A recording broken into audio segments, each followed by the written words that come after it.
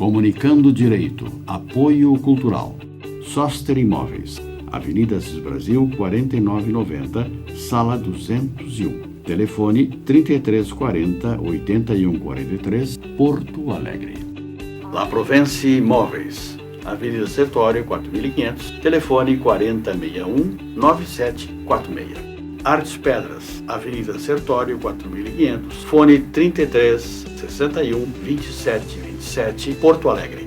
Estilo Pisos, Avenida Sertório, 4500, fone 3362-1818, Porto Alegre. Farmácia Santo Agostinho, Rua Pero Lobo Pinheiro, 2071, fone 3340-7910, Sarandi. Farmácia Pastoriza, Rua Bernardino Silveira Pastoriza, 561, fone 3381-3494, Porto Alegre. Estamos no ar com o programa Comunicando Direito da GESUL TV, canal 6 da NET. Lembrando aos nossos telespectadores que o nosso programa vai ao ar aos sábados às 20h30, com reapresentação nas quintas-feiras às 13h e nas sextas-feiras às 20h. O nosso programa é um programa de debate político, questões jurídicas, em que cada um externa as suas posições políticas, ideológicas e alguma coisitas mais. O nosso programa hoje está composto com a doutora Márcia Plácido, doutora Ângela Beatriz da Silva, doutor Demerval Trajano e doutor Luiz Fernando Plácido. O primeiro assunto que nós íamos debater aqui é essa onda de dossiê aí, o dossiê antifascista, e tem mais um outro dossiê de um outro, de quintal de Douglas. Quem é o Douglas esse? Douglas Garcia, deputado do PTB, ele foi expulso do PSL. Tá, o Douglas fez um dossiê e o Ministério da Justiça fez outros também, né? Tem dois, né? Sim, são dois dossiês.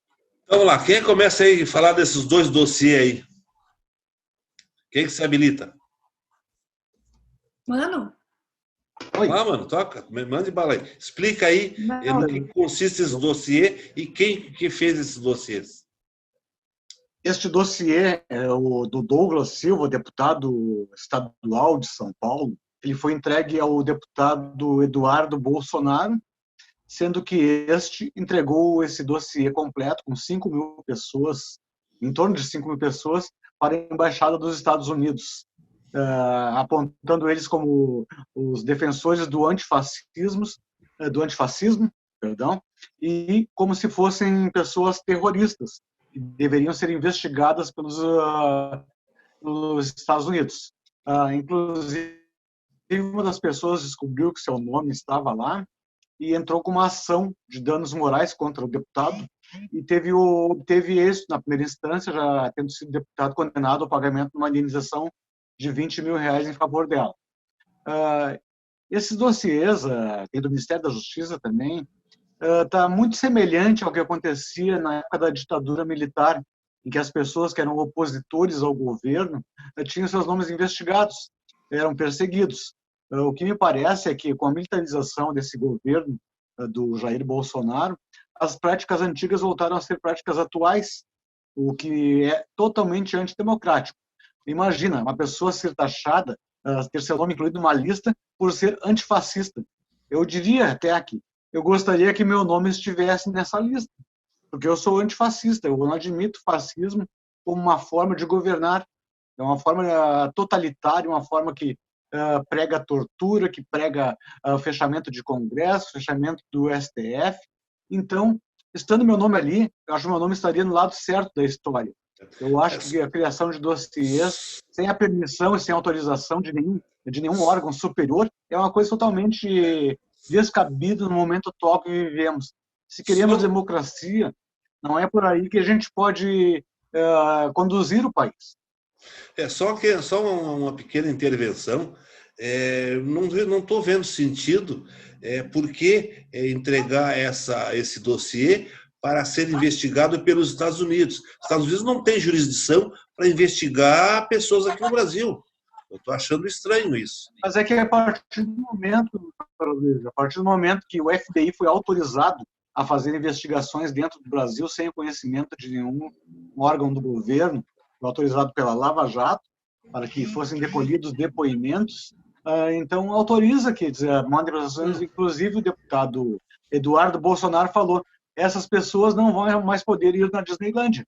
Ou seja, estarão proibidas de entrar nos Estados Unidos a partir do momento que eu também estão na... eu também não tenho conhecimento que os Estados Unidos tenham investigado pessoas aqui. Onde é que fica a soberania nacional? Quer dizer, agora vem um outro país estrangeiro investigar brasileiro aqui. A nossa soberania, doutora Luiz, ela não existe mais tanto de fato como já existiu no tempo dos governos populares. A nossa soberania está condicionada à vontade dos Estados Unidos, tudo em função da aproximação do Bolsonaro com o Trump. Só havia essa soberania nos governos populares, nos outros não. Os outros era só no popular é que tudo serve. Não, estou dizendo que não. No do Fernando Henrique também havia.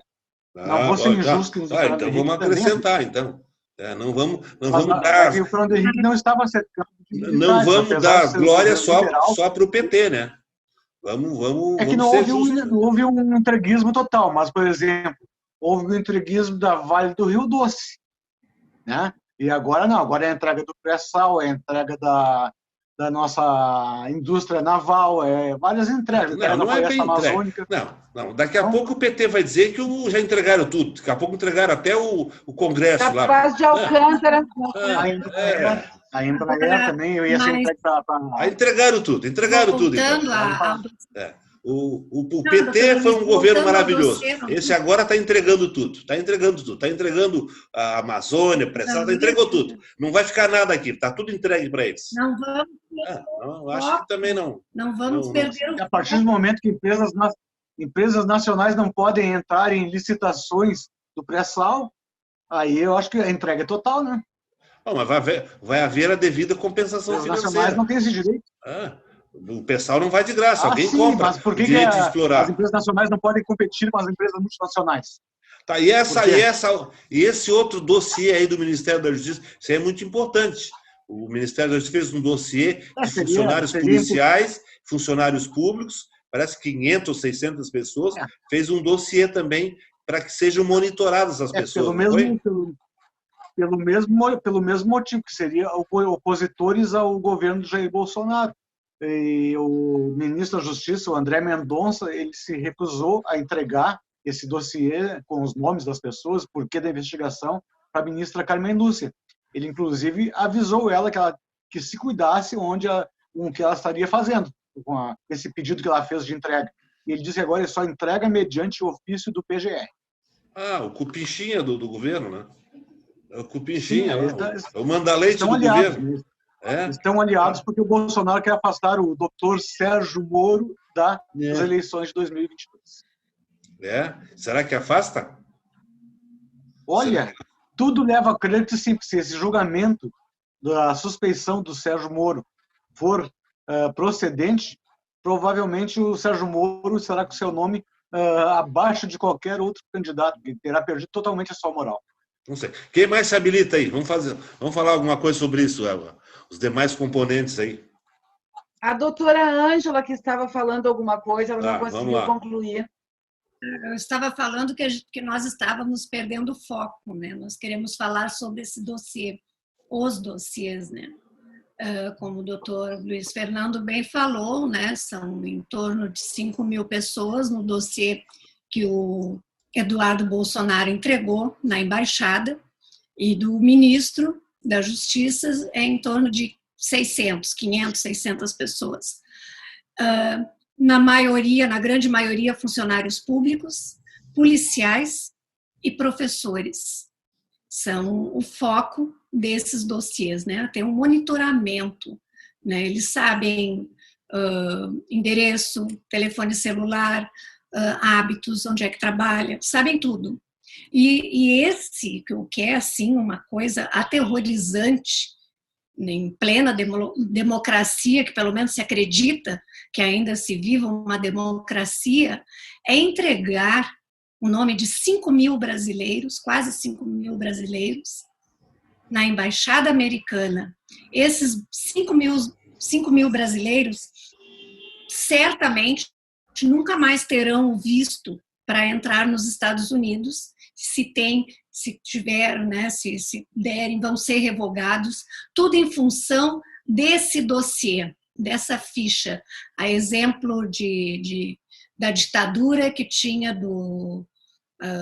todos os anti-governo fichados, né? Tá, mas agora então, me diz assim, uma coisa, só me esclarece uma coisa, esse dossiê, que legitimidade, na minha opinião, esse dossiê não é oficial, é um deputado que fez um documento particular lá, porque ele não está autorizado a fazer dossiê. Eu posso fazer um dossiê, relaciono lá um monte de pessoas que eu quero relacionar, é uma traição que o Eduardo Bolsonaro cometeu contra o povo brasileiro, contra o Brasil. Não, mas dossiê particular. Esse aí é dossiê particular. Mas existe. E ele é o Eduardo Bolsonaro, ele é um deputado federal, ele é filho do presidente do Brasil. E são amigos dos amigos. Na minha opinião, é um dossiê que não tem validade nenhuma. Eu posso fazer um dossiê e entregar para o Bolsonaro, entrega lá que esses aí são terroristas. Pode não particular. Agora, é muito diferente o dossiê feito pelo Ministério da Justiça, que aí é um órgão oficial do governo brasileiro. Mas e o deputado não é representante do povo brasileiro? É gravíssimo também. Eu acho que é mais grave ainda, partindo do Ministério da Justiça, do ministro da Justiça. É muito mais grave, porque o Eduardo Bolsonaro é uma pessoa que está toda hora na mídia, eles não trabalham, esses filhos do Bolsonaro não trabalham, eles trabalham contra o povo. O filho do Bolsonaro trabalha bastante. O filho do Bolsonaro trabalha, ele gosta de comprar muito imóvel, ele fica passando o tempo comprando imóvel. Esse é o Flávio. É o 01. Ele tem uma filha rara e ninguém trabalha. Eu acho que ele fica o dia inteiro comprando imóvel barato e pagando em dinheiro. Não, doutor, é o 01 que compra imóvel. Tá, mas não importa. O Eduardo não é o ramo imobiliário. É da mesma tropa, é da mesma tropa. É uma coisa horrível chamar os filhos por número. Tá, vamos lá. Mais alguém aí, mais alguém. Não vamos monopolizar então, tá. Eu posso me manifestar, então, porque daí, assim, provavelmente vamos deixar um espaço para o doutor Demerval depois fazer a defesa. Mas, assim, o doutor Aloysio questionou, né, o doutor Fernando, em relação ao governo popular, se era o único governo, então, né, que era o único momento que nós tínhamos soberania. Eu entendo que sim. Eu entendo que foi um momento que a gente não estava vendendo as nossas riquezas, nós estávamos, né, sendo protagonistas, nós não éramos cidadãos de segunda classe como nós estamos voltando a ser. E como o doutor Demerval bem disse na semana passada, que o Bolsonaro não teve ética em escolher o Aras porque não estava na lista tríplice, talvez a gente possa colocar na conta do Partido dos Trabalhadores mais esse adjetivo, um partido ético, porque foram os únicos governos que escolheram da lista tríplice alguma coisa, os procuradores mas com dinheiro público não foi doutor ético. Aloysio, o senhor deixa eu concluir, doutor Aloysio. O senhor deixa eu concluir, porque tem mais coisas que o senhor vai ficar incomodado. Vamos Por exemplo, o senhor falou também em relação ao que os Estados Unidos têm a ver com isso. Os Estados Unidos, tal qual a Lava Jato, eles têm um juízo universal, não é? É tudo, assim, eles são um povo, é tudo com eles. Então, o que acontece em relação aos Estados Unidos? As pessoas que forem vistas ou tidas como participantes, não é, de um movimento antifascista, porque o nosso governo é fascista, então ele combate quem combate o fascismo. Então, o que eles colocam como se fossem pessoas, né, que fossem capazes de praticar terrorismo. A partir do momento, não é, que são enquadrados, então, como terroristas, os Estados Unidos, não é, estão habilitados, não é, para ingressar nos países em função do terrorismo. Então, é por isso. E aí, doutor Demerval? Nesse sentido, americana, né?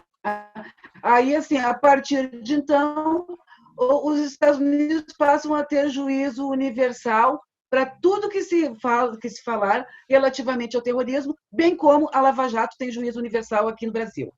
Tá, continuando, então, doutora Aloysio. Não, só deixa eu concluir, doutor Luiz. O senhor falou onde é que fica a nossa soberania. Doutora Márcia, fica monopolizando aí o programa. A nossa soberania terminou, doutora Luísio, no golpe de 2016. Não é? Então, ali nós percebemos que nós perdemos a nossa soberania, quando as nossas riquezas foram todas entregues assim, né, para os Estados Unidos, como a gente sabe, até porque o governo atual é um lambe-botas dos Estados Unidos. Era isso, não quero, né, me alongar muito, doutor Demerval, boa sorte na defesa. Boa noite a todos, fico muito feliz de estar fazendo parte dessa banca, o nosso telespectador que sempre nos prestigia também, né? Quero agradecer, cumprimentar todos vocês pelo Dia do Advogado, Obrigado. Dia, tal. Obrigada, igualmente. E falar que o Brasil continua o mesmo, vive de dossiê em dossiê. No tempo do PMDB, do PT, já tinha também um dossiê dos aloprados, o Brasil com tantos problemas, com 100 mil mortos, com 3 milhões de pessoas que já pegaram o Covid, 2 milhões se curaram. O Brasil com N fatores para resolver pela frente, aí uma economia em frangalhos e dossiês, e mais dossiês, e mais dossiês. Esse dossiê que foi feito aí, ele não é um dossiê legal, ele não é institucional, não foi feito pelo Estado. Um deputado lá, a pessoa pode fazer, pode. Agora, não vai levar a lugar nenhum, é só para continuar a mídia tendo notícia para vender, porque o que acontece? Esses dossiês só atrapalham a economia, o Brasil está cheio de problemas, está cheio de dificuldade para resolver, e mais dossiês e mais problemas, que não são nem sequer são oficiais. Então, assim, o nosso colega Luiz Fernando falou de entreguismo em outros governos, o exterior, os Estados Unidos explorarem, ter observadores. Então, eu sou da opinião, doutor Luiz, que o Brasil tem que ser do Estado mínimo. Estado mínimo. Pois não adianta nós falarmos que a Petrobras é nossa e ser um antro de roubalheira, nós pagarmos a gasolina mais cara do mundo. Então, esses dossiês estava mais do que na hora de se parar e se botar foco em 2 segmentos importantíssimos: a economia e a saúde do Brasil, que está na UTI. Essa é a minha opinião, pessoal. Eu diria o seguinte, em relação a esse dossiê do deputado, né? Deputado, como é que é o nome dele? Isso. Douglas? Douglas Garcia. Douglas Garcia. Eu acho que esse dossiê é um dossiê de nenhuma valia, é um dossiê que, para mim, ele serviria para chegar e colocar no banheiro para servir de papel higiênico, né? Que não serve para nada. Porque é um dossiê unilateral. Eu posso fazer um dossiê, eu lá faço, entendo, o fulano lá é terrorista, o fulano é isso, o fulano é aquilo, entrego lá para o Bolsonaro, entrega para os Estados Unidos, vocês são terroristas. Que credibilidade tem esse dossiê? Agora, o dossiê do Ministério da Justiça, aí é coisa diferente.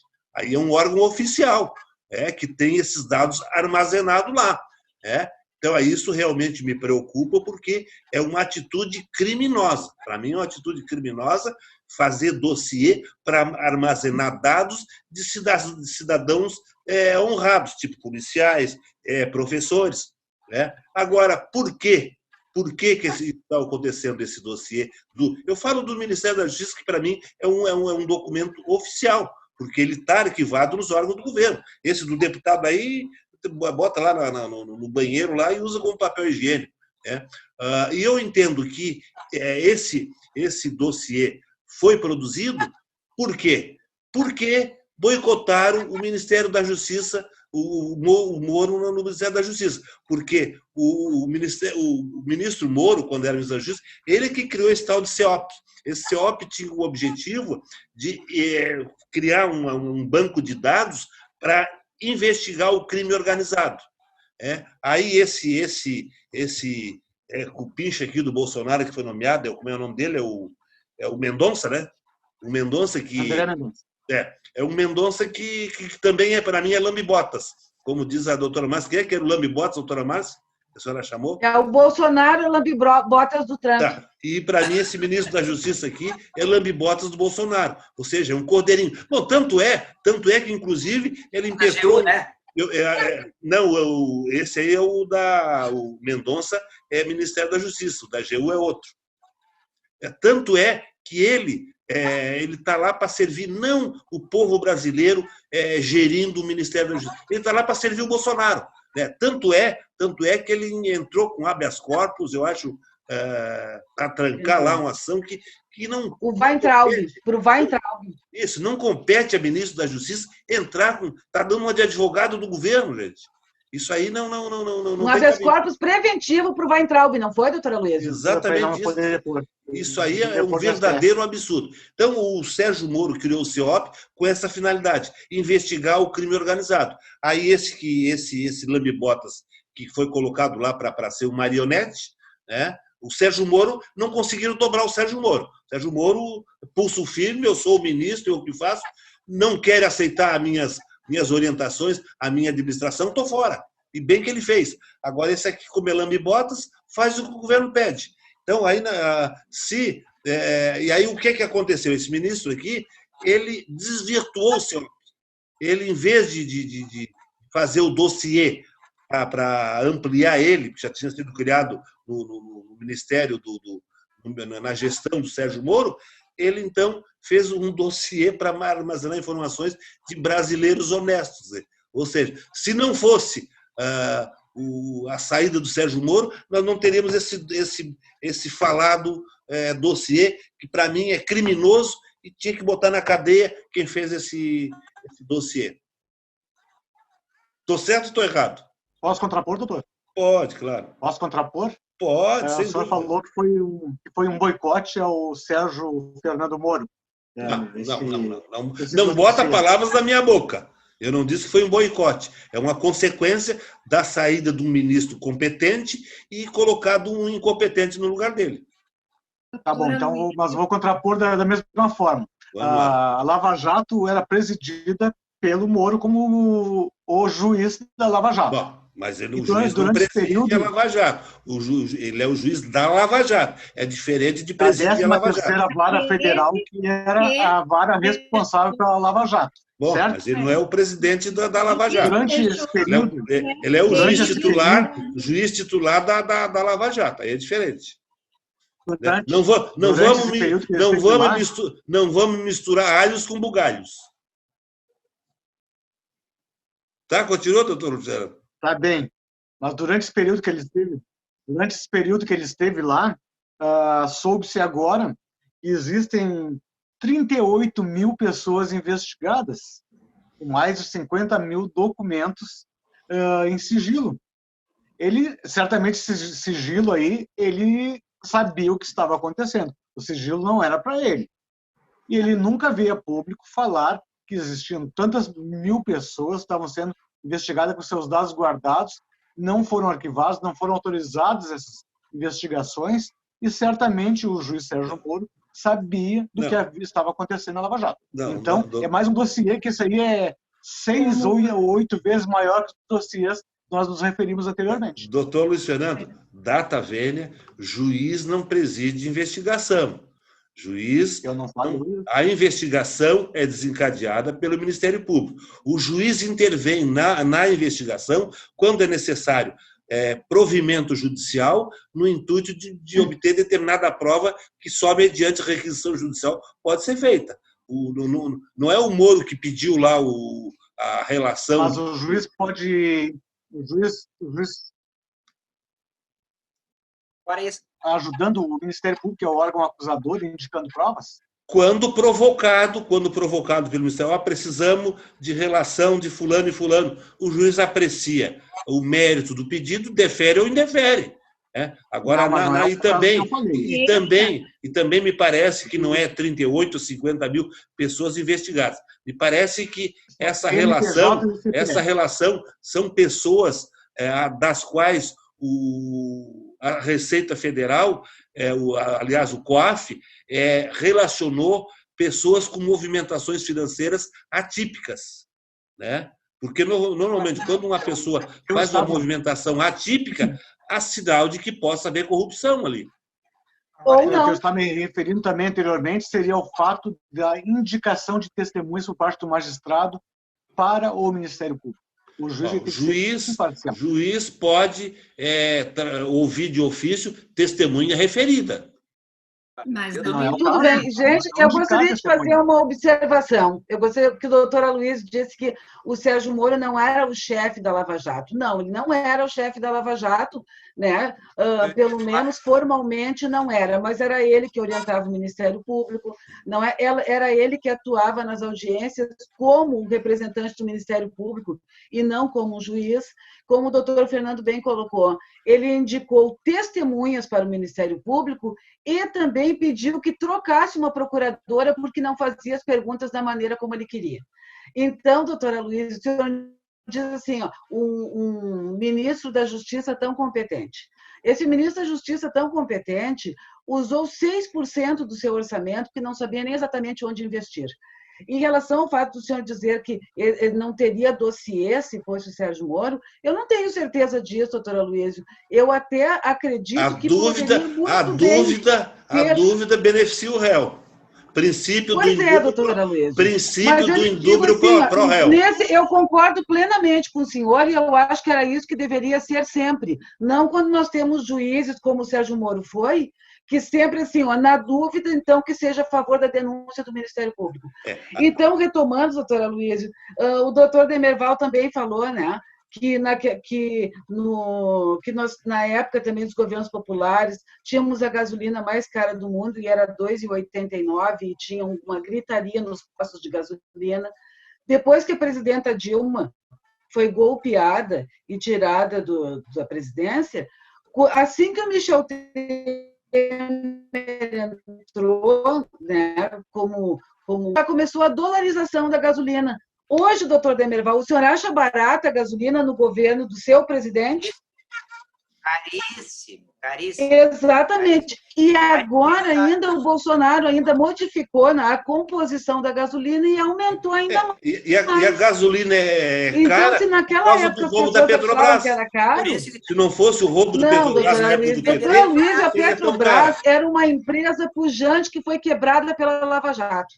Pelo PT também, né? Porque o PT é que deu a causa. Pela Lava Jato. Por isso é que surgiu Pela a Lava Jato. Lava Jato, doutora Luiz. Não. O Só um interesse era da Lava pouquinho. Jato. Não é a Mas, Lava doutora Jato Luiz, que quebrou. a nossa Não diretora foi a Lava geral Jato que aqui, doutora roubou. Luiz. Não foi a Lava Jato que roubou. Quem roubou foi o PT e mais alguns outros partidos aí. Não foi só o PT, claro. Não, doutora Luiz, também, nada disso. vamos, Nada disso. A Lava Jato quebrou o país e o senhor sabe disso, e o senhor sabe que sabe, doutora Luiz, como diz o professor Lênin Streck. O que fazer quando sabemos que sabemos? O PT, o PP, o PDB, para não sei o quê, mas quebraram o país roubando. Agora o culpado é a Lava Jato do roubo. Eu acho o seguinte, a Lava Jato foi lá e roubou o dinheiro, a Lava Jato roubou, os integrantes da Lava Jato foram lá e roubaram o dinheiro da Petrobras e botaram no bolso dos petistas. Mudou de... Ele foi lá, ficaram com o dinheiro dos acordos de leniência e não queriam devolver. Tanto que hoje a Gabriela Hart oferece dinheiro para ajudar no combate ao Covid-19, dinheiro que não é da Força Tarefa, que não é da Lava Jato, e o juiz da 13ª Vara, ele também não é da Lava Jato, ele é juiz da 13ª Vara, não é? Ele não. O juiz da Lava Jato. A Lava Jato, eu acho até que a gente superdimensiona, porque ela é uma força-tarefa que, inclusive, já deveria ter sido desfeita há muito tempo. E advogados, doutora Luiz, que atuaram na Lava Jato, não na defesa do presidente Lula, né? Na defesa, inclusive, de empresários ou de quem quer que seja. Né? O que eles dizem? Que, na verdade, a condenação na 13ª Vara ela era um sinônimo de justiça, porque o sucesso da ação para eles era única e exclusivamente com a condenação. E outra coisa também... Condenação quando ele fosse culpado, né? Culpado tem que ter condenação. A defesa, doutora Luísio, era uma burocracia... Não tem outra solução. É culpado, condena. A defesa não passava de uma mera burocracia necessária para legalizar as condenações. Bom, era isso, doutora Luísa, a nossa diretora-geral já vai nos coordenar agora. A doutora Márcia me chamou a atenção uma questão que ela também disse, na minha opinião, uma frase equivocada, quando disse que o Moro pediu para trocar procurador, etc. O juiz que preside a audiência, ele tem o poder de conduzir a audiência e se entender que um membro não está atendendo adequadamente o seu mistério, ele pode substituir. Eu vou citar um caso aqui que ocorreu em Porto Alegre alguns anos atrás. Pedir para o Ministério Público pelo Telegram para trocar, doutor Aloysio. Só para a doutora Ele faria Márcia. isso na solenidade de audiência. Não está deixando eu molhar o bico. Ela não deixa eu molhar o bico, aí não dá. Não, mas, doutor Aloysio, é que o senhor está desvirtuando. O juiz pode, ele tem autoridade lá dentro da sala de audiência, pode, não é? E pode. tudo com publicidade. Tá. Agora, pelo Telegram, eu vou citar um exemplo do Ministério Público, do poder que o juiz tem ao presidir a audiência. Há uns 10 anos atrás, ou 15, não me lembro, aqui em Porto Alegre estava se realizando um júri popular. Tá? E o juiz que estava presidindo a sessão do júri constatou que o advogado, na defesa do réu, só dizia besteira, só dizia bobagem. E o juiz entendeu que o réu estava sem advogado por defesa defeituosa. O que é que ele fez?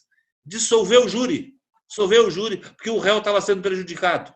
E designou nova data, porque naquela audiência, com aquele advogado que não estava fazendo uma defesa eficaz, uma defesa que pudesse vir a absolver o réu, dissolveu e pronto. É o poder que ele tem, doutora Márcia. O juiz preside o julgamento. Mas não tem, doutor Aloysio. Infelizmente, o senhor não é possível fazer uma analogia, né, desse caso, desse juiz que foi extremamente correto, porque entendeu que o réu estava indefeso, porque estava preocupado em preservar os direitos daquele réu.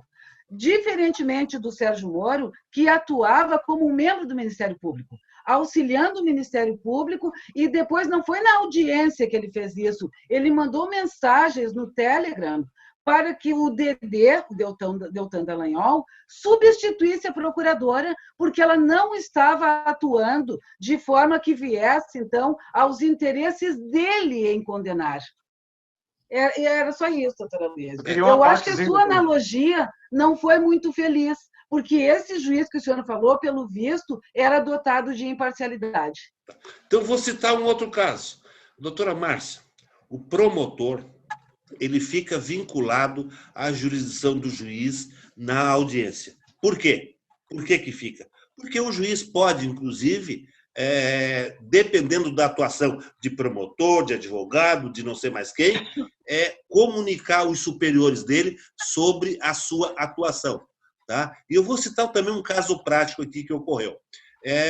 Teve um processo em que, também júri popular, inclusive, e que o promotor ele queria a condenação do réu, mas depois de um certo depoimento, ele ficou em dúvida sobre a culpabilidade do réu, porque surgiu um fato novo lá, que até o momento o réu dizia que não tinha faca, e na hora do julgamento ele admitiu que tinha uma faca com ele. Aí o promotor ficou em dúvida e falou com o juiz: olha, doutor, eu interpretei aquilo como ele pedindo um consentimento. Olha, doutora, era uma juíza até, a doutora juíza Laís, não me falha a memória, presidiu o júri na época. Aí disse: doutor, eu acho que eu já não estou mais seguro, acho que estou com vontade de pedir a absolvição. Aí a juíza: olha, se o senhor achar que tem, pede. Ou seja, pediu o consentimento, porque tem o juiz é a autoridade máxima no julgamento. E o Lula não queria obedecer ele, queria fazer discurso político lá no dia do interrogatório dele. Tá dado o recado. Doutor Aloysio, parece assim, doutor Aloysio, que nós estamos falando assim de assuntos completamente opostos. Não, similar. Isso não aconteceu, doutor Aloysio. Há similitude de situações. Isso não aconteceu numa solenidade de audiência. O Moro falou isso pelo Telegram com o Deltan Dallagnol, pedindo para que fosse substituída, e efetivamente foi. O Telegram é aquele um outro procurador mais agressivo na audiência. O Telegram é aquele site clandestino, aplicativo, né? que pega capta coisa ilicitamente, né? Sem autorização, sem nada. É um espião. Bom, o senhor pode até julgar que assim seja, doutora. Isso aí viola até a Constituição. O senhor pode dizer que a prova seja ilegal, mas se a prova ilegal vier para auxiliar, beneficiar o réu, ela pode ser utilizada, não pode? Prova ilegal? Pode. Não, mesmo no sendo processo. ilegal. Sim, senhor, doutor Aloysio. Mesmo a prova sendo obtida de uma forma ilegal, segundo o seu entendimento, porque o coitadinho do Moro foi hackeado, né? Então, por que isso não pode ser usado em benefício do réu que foi prejudicado? Então, eu lhe pergunto, uma interceptação telefônica realizada sem autorização judicial, é válida? Doutora Aloysio, É válida? Não. Uma interceptação telefônica sem autorização judicial, ela é ilegal, não é válida, ela mas contamina. O senhor validou. O doutor Demerval sabe bem disso aí. Uma interceptação telefônica. Grampeamento telefônico é uma prova ilegal e ela, inclusive, ela contamina a prova boa que tem dentro do processo. Doutora Aloysio, uma prova ilegal. Como é que é? Aquela teoria da árvore envenenada. Doutora Aloysio, me deixe concluir, por gentileza. Ela contamina interceptação telefônica. Os ramos da árvore. Doutora Aloysio, interceptação telefônica. O Moro fez isso. Ele interceptou ligação do presidente Lula com a presidenta Dilma. Ele publicizou isso, não foi? E o senhor achou que era muito justo que ele tivesse feito isso. Mas ele reconheceu o erro depois. Depois que desconstruiu, doutor Aloysio, depois manda 32 laudas pedindo desculpas no STF?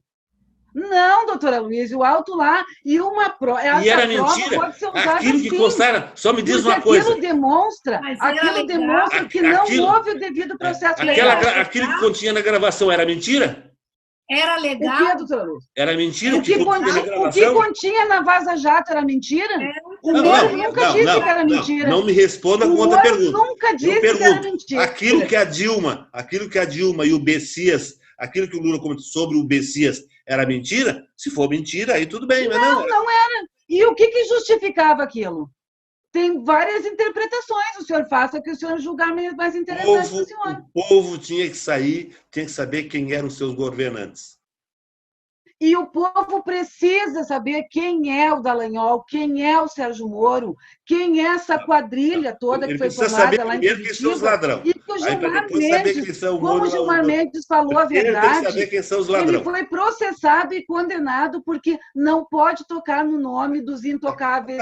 A senhora achou legal, achou correto a Dilma mandar um termo de posse em branco para ser preenchido por Lula se viesse prender ele?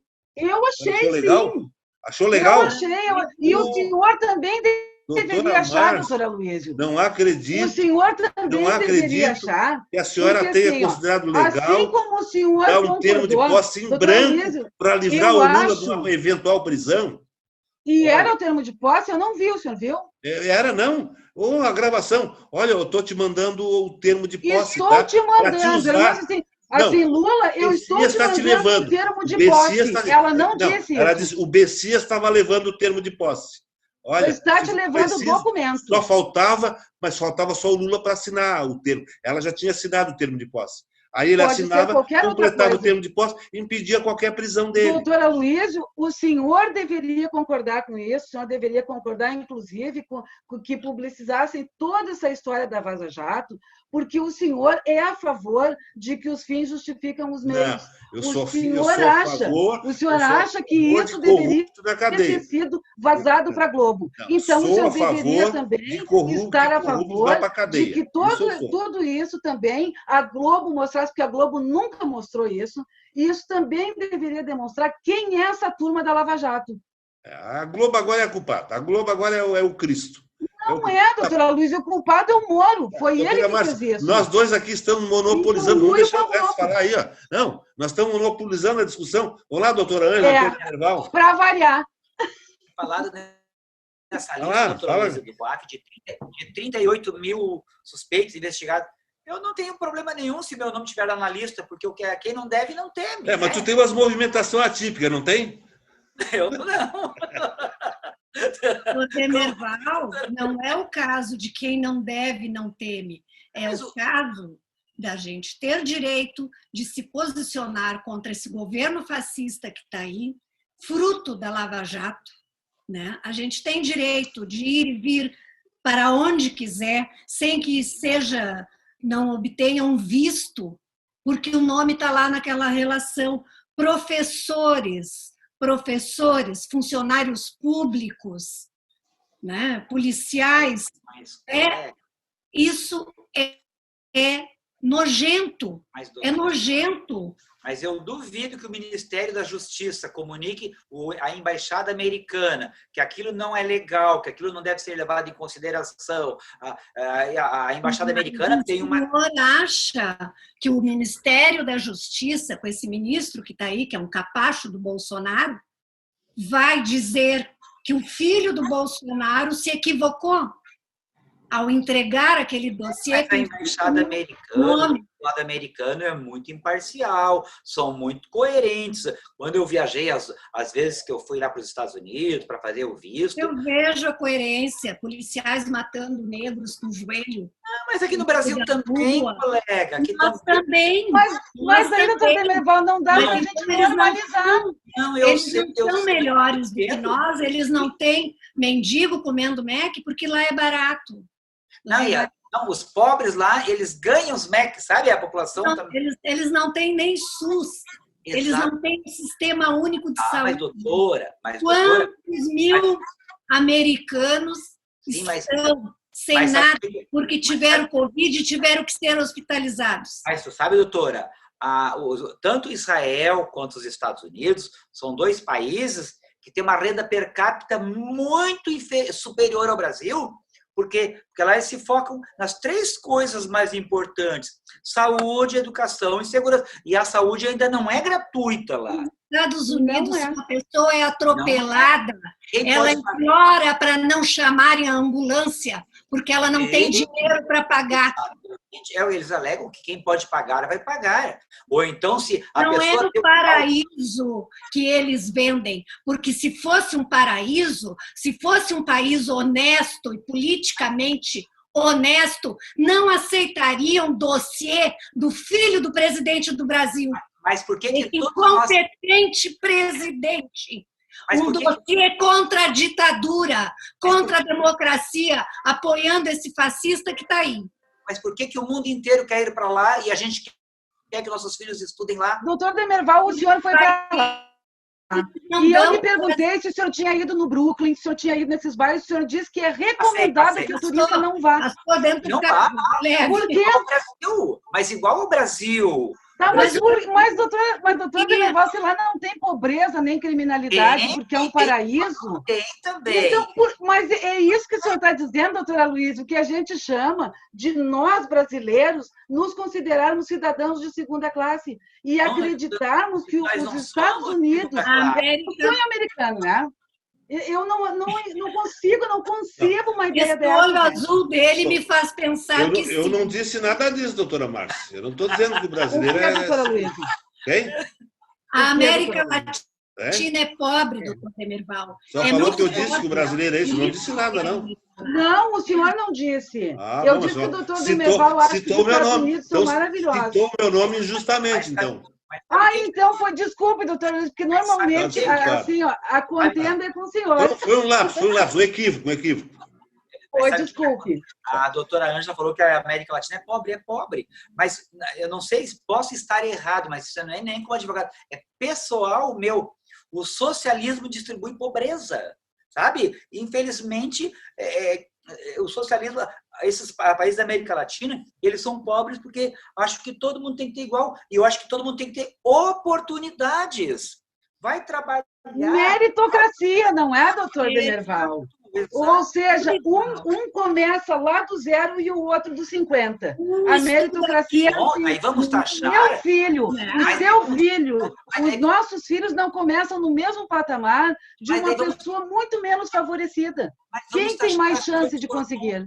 Um estuda aqui na escola aqui do subúrbio, escola pública, que falta professor, que falta merenda, e o outro estuda no Anchieta, no Farroupilha. Porque os pais deles trabalharam e têm condições de pagar. Os pais deles trabalharam, né? Trabalham para isso. As oportunidades, os pais de quem mora na vila aqui, esses não tiveram as mesmas oportunidades. Mas se ele trabalhar bastante, se ele for... Doutora Luísio, nem sempre trabalhar bastante é sinônimo de uma renda que capacite pagar a escola. Mas a senhora sabe, doutora? A senhora viu, doutora Luísa? Eu estive nos Estados Unidos 2 vezes.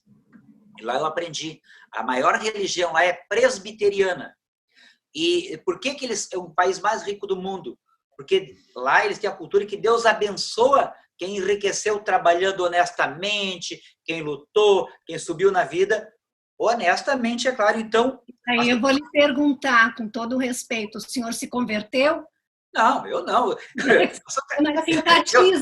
Eu não fui lá para trocar de religião, eu fui conhecer, fui passear. Eu sou católico, mas eu quero dizer, achei bonito assim, ó, que a própria religião abençoa quem enriqueceu trabalhando honestamente. Entendeu? Não é o caso nosso. Mas, doutor Demerval, a nossa religião, ela não condena quem está muito bem de vida também. O catolicismo não condena, não é? Eu acredito que as igrejas evangélicas também não fazem.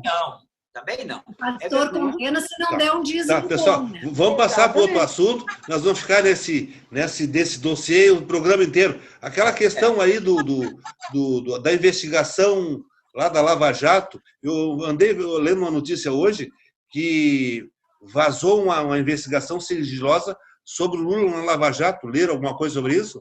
Em 2016, se não me engano. Como é que foi essa investigação sigilosa? Assim, porque a Lava Jato, né, ela tem muitos segredos, né, e assim, ela não compartilha informação nem mesmo com a PGR. Porém, ela recebeu. Porque a PGR vai entregar o ouro para os bandidos. A PGR recebe as informações, vai entregar para os bandidos. Não tem que entregar para a PGR mesmo. Ela vai entregar, ela vai lá na fonte, tu tá lá, te cuida. Eles são os donos da República de Curitiba, da nossa República Brasileira também. Então, assim, eles têm o monopólio da informação para poder chantagear quem eles quiserem. Tudo bem.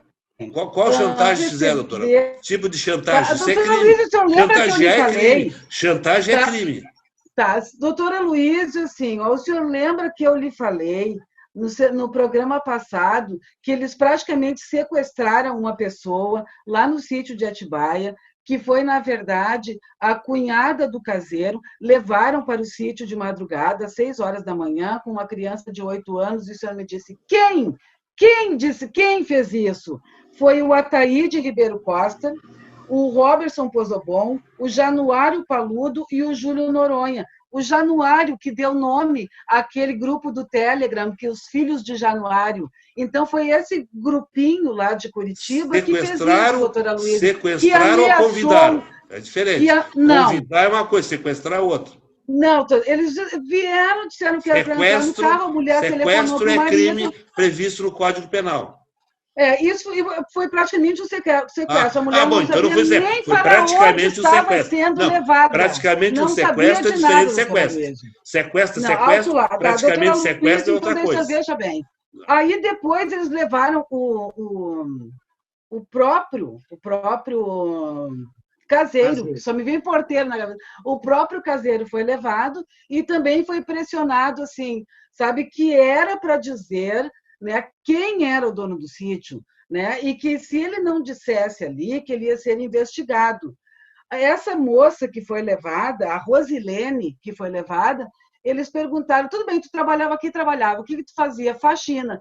Quem lhe pagava era o Lula, o seu Cláudio Bittar.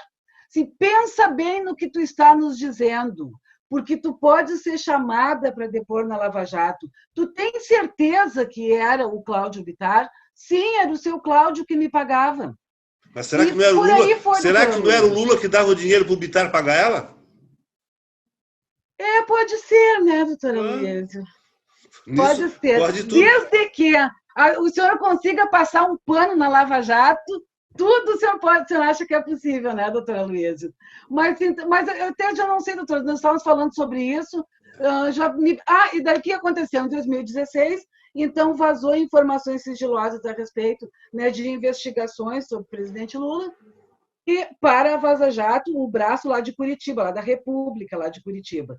A partir de então que aconteceu a condução coercitiva, não é? Então, doutora Luísa, eu me questiono, eles sempre receberam, né, esse tipo de informação de forma, né, informal. Por que que eles não podem passar informações? E o senhor observe que isso, né, essas coisas todas que eu estou lhe falando sempre buscam o quê? O prejuízo do presidente Lula. porque a defesa do É presidente sempre o Lula Lula. tomava conhecimento. É sempre o inocente. É sempre o Eu inocente. acredito na inocência dele, doutora Não, a Luiz, senhora como o senhor acredita, mesmo diz, mas milhões de pessoas não acreditam. na dúvida a favor do réu, né, doutora Luiz? Não, uma dúvida de muita gente, de uma só como a sua, não. Os De desembargadores todos muita entenderem que ele é gente, doutora culpado, Luiz, de juiz de muita primeiro gente. grau, STJ entender que é culpado, só a senhora é o soldadinho do passo certo. Não sou só eu, doutora Luiz. Mais uns dois, três, quatro, mas uma meia dúzia. Uma meia dúzia. Milhões entendem que ele é culpado. Muitos pensadores, juristas que não foram seduzidos pela Lava Jato, conseguem perceber, doutora Luiz, os desmandos, tendências conseguem esquerdistas. perceber tudo o que aconteceu nesse processo. Tendências esquerdistas. Mas eu queria concluir aqui, eu já falei, eu acho muito, só queria concluir essa questão da investigação sigilosa contra o Lula na Lava Jato. Eu pergunto a vocês, vocês acham que não pode ter investigação sigilosa? Pode ou não pode? Eu acho que não pode ser tendenciosa, mas sigilosa sim, né, doutora Luiz? Bom, tendenciosa é uma coisa, sigilosa é outra. Eu vou, então, para concluir, inclusive, a minha participação, depois vou entregar o programa para vocês. Aí fica para vocês terminar o programa. Aí tem investigação sigilosa. Por exemplo, se eu tenho que investigar, se a polícia tem que investigar uma pessoa, o Ministério Público, tem que investigar. Não pode chegar lá para fulano, seu Beltrano, seu Cicrano, tu vai ser investigado a partir de agora, tá? Por isso, por aquilo. O que vai acontecer? Ele vai esconder prova, olha, perde o sentido. A investigação tem que ter, de regra, tem que ser sigilosa para pegar as provas antes que sejam destruídas. Então, em determinados casos, tem que ter investigação sigilosa, sem que o réu saiba dessa investigação, para que ele não vá manipular prova, esconder prova, etc. e tal. É isso aí. Inclusive, mas, doutora Luiz, eu digo o seguinte, o sigilo da investigação, eu não estou dizendo que tem que ser levado para o réu, ou para o investigado, ou para a defesa de quem quer que seja. Mas aqui estavam reclamando do Lula nesse sentido, estavam reclamando. Por que essa investigação, que era sigilosa, ela foi fornecida para a Lava Jato de Curitiba e o inverso não é verdadeiro? Por que a Lava Jato de Curitiba não fornece informação nem mesmo para os seus superiores? Porque lá ele é um aliado do Bolsonaro. Não, doutora Luiz, o Bolsonaro tem nada a ver com a doutora Márcia, se tem uma coisa que o Bolsonaro não tem envolvimento, doutora Márcia, eu vou fazer que acredito nessas suas palavras, tá? Doutora Luiz, o que o senhor sabe do Bolsonaro sendo investigado na Lava Jato? Vou fazer que acredito. Ou os filhos dele com relação à Petrobras? Eu vou fazer, não. O Bolsonaro, para mim, é um incompetente. Eu não estou definindo o Bolsonaro. Para mim, é um dos piores presidentes da República, se não for o pior. Mas eu acho que não tem relação alguma com essas investigações da Lava Jato. Mas vou fazer que acredito nessas suas ponderações. Bom, o pessoal está chegando no final do nosso programa. Vamos dar a palavra para o doutor Luiz Fernando Praz para fazer algumas considerações que ele ache pertinente para encerrar o nosso programa. Aí, doutor Luiz Fernando. Muito obrigado. Eu quero dizer que a Lava Jato se investiu como um poder de Estado, um projeto de poder, e apoiada pelo Judiciário, de certa forma, porque TRF4, através do seu presidente, Thompson Flores, ele abona tudo que é sentença do... Então, há um complô, então. Há um complô de todo o Judiciário. Quando se chega no STJ, se tem o Noronha, que é totalmente a favor da Lava Jato, e chegando ao STF, temos o despachante da Lava Jato, que é o ministro Edson Fachin, que apenas despacha para a Lava Jato. Então, e o Gilmar Mendes, Lewandowski. É um ministro muito coerente. São dois ministros coerentes. Gilmar Mendes e Lewandowski é ali com a esquerda, né? Esse é linha com a esquerda, mas esse é linha com a justiça. Garantista. Com a esquerda é justiça. Com o resto é injustiça. Para encerrar minha participação, eu quero pedir a todos que continuem se higienizando com máscaras, que essa doença está muito propagada entre nós aqui no Sul. E agora, com a flexibilização dessa semana, a tendência é aumentar os casos. Então, quem puder, fique em casa. Quem não puder, que se proteja usando máscara, álcool gel e com o distanciamento mínimo necessário. Fique em casa quem puder. Vamos adiante, gente. Quem mais vai? Eu quero concluir eu dizendo que eu fico com pena porque a Lava Jato ela está sendo esvaziada com a saída do Sérgio Moro. Ela, na verdade, ela não é que ela descobriu o maior esquema de corrupção do Brasil, não estou justificando nada, mas ela vinha com outras medidas, doutor Aloysio, com alterações de leis para melhoria das próximas gerações com relação à criminalidade, à corrupção. E, infelizmente, como ela pegou uma parte do PT também, é verdade, tem que ser dita, né? Ela acabou assim ficando... não perdeu a credibilidade, mas ela está sendo esvaziada e seria muito bom para as futuras gerações. Vamos lá, doutora Ângela. A gente nem falou, né, dos cheques do Queiroz na conta da primeira-dama do programa país, que né? vem nós falamos, programa que vem nós falamos. Tem que ser investigado, que tem que ser investigado. Tem que ser investigado. Falando em investigar a corrupção, né? Exatamente, concordo plenamente também. Doutora Márcia, estamos em cima do horário. Não, Doutora é Márcia. isso também, gente. Assim, vamos nos cuidar. Vamos. E, efetivamente, para fechar com chave de ouro, doutora Luiz, eu espero que um dia o senhor consiga enxergar que o senhor vai acreditar em tudo isso que nós aqui da esquerda estamos falando, doutora Luiz. Acho difícil, mas não vou dizer que dessa água eu não bebo. Eu sou uma pessoa maleável, sensata, que não vou dizer que dessa água eu não bebo, mas acho difícil, acho muito, muito difícil isso. Bem, dito isso, pessoal, eu agradeço a presença. Doutora Ângela não se despediu. Eu agradeço a presença dos debatedores e me despeço em nome do nosso programa, agradecendo aos nossos fiéis telespectadores pela sua audiência e lhes digo que nos aguardem até o próximo programa. Comunicando Direito. Apoio Cultural. Soster Imóveis. Avenida Assis Brasil, 4990, Sala 201. La Provence Imóveis. Avenida Sertório, 4500, telefone 4061-9746. Artes Pedras, Avenida Sertório, 4500, fone 3361-2727, Porto Alegre. Estilo Pisos, Avenida Sertório, 4500, fone 3362-1818, Porto Alegre. Farmácia Santo Agostinho, Rua Pero Lobo Pinheiro, 2071, fone 3340-7910, Sarandi. Farmácia Pastoriza, Rua Bernardino Silveira Pastoriza, 561, fone 3381-3494, Porto Alegre.